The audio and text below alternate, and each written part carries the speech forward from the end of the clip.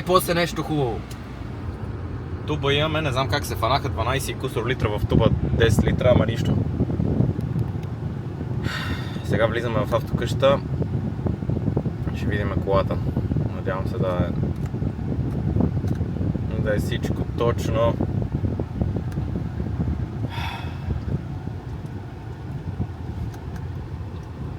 Леко внимателно дали е там. Не.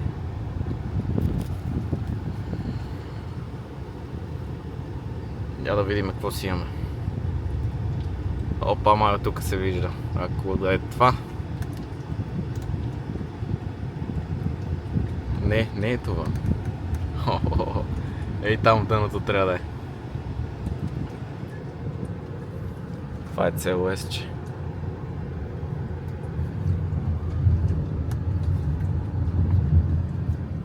Опала!